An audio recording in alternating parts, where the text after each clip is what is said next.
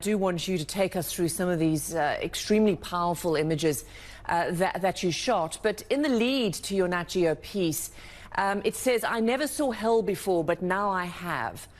What was it like? Just paint a picture for us.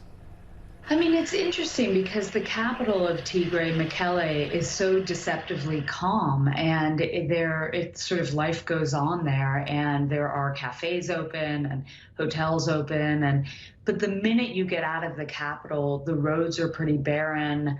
There are checkpoints everywhere. Some are manned by Ethiopian troops, some are manned by Eritrean troops.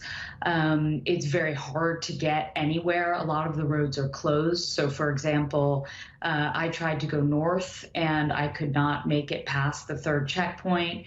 The road south was also closed because there was fighting toward the south.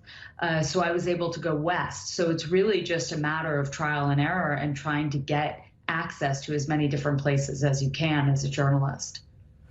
And let's just talk through some of these images. The first one is almost like a pieta. A father is holding his 15-year-old daughter who was shot in the face. Just take us through that image and also some of the others which all seem to focus, as much of your work does, on women and girls.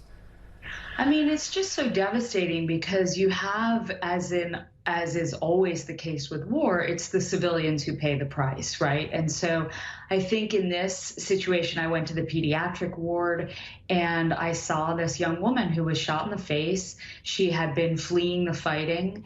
And the real tragedy is that it took her days to get to a hospital because, you know, once someone is injured, it's not like they can just jump in an ambulance and go to the hospital. Often they're not let through checkpoints. The roads are closed. There is no ambulance. They have to try to pay for a minibus. Many people don't have any money.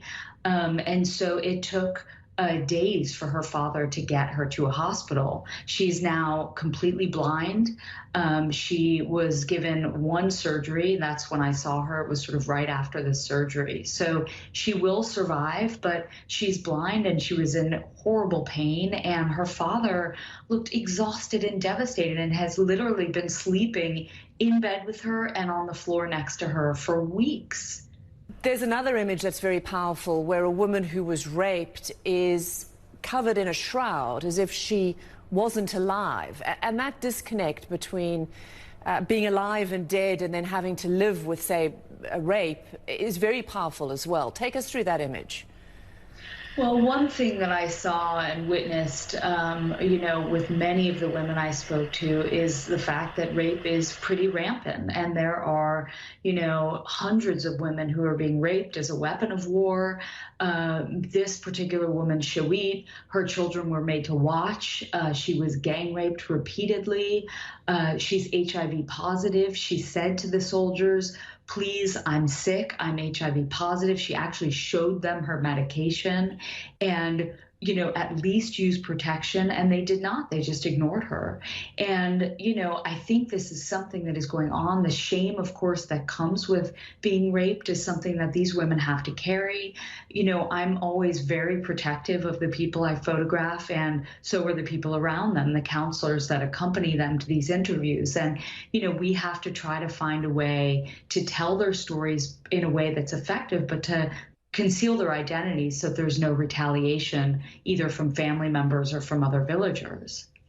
And one other way you've managed to do that, another woman who was raped, again, a terrible story of her being tied to a tree, losing her son. So she's had this sort of double victimization of grief and rape. And you just have this extreme close-up in profile. And again, just the edges, the landscape of her face is just so powerful. I mean, these stories, they're so unbelievably heartbreaking. Like, you cannot, I've been doing this over 20 years and I can never get my head around how evil people can be. And this is a woman who came in. They're so brave for coming in and telling their stories, for sharing their stories with the world. She was tied to a tree for 10 days, raped at will of any of the soldiers who were in that military camp. Her 12-year-old son was kept at her feet and made to watch. She was in and out of consciousness from the trauma, from the pain, the exhaustion.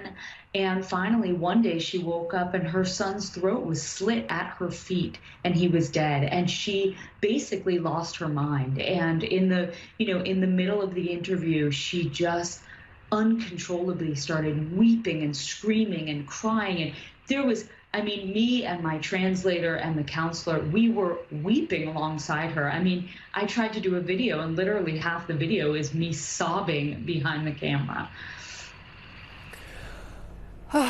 Thank you very much for bringing us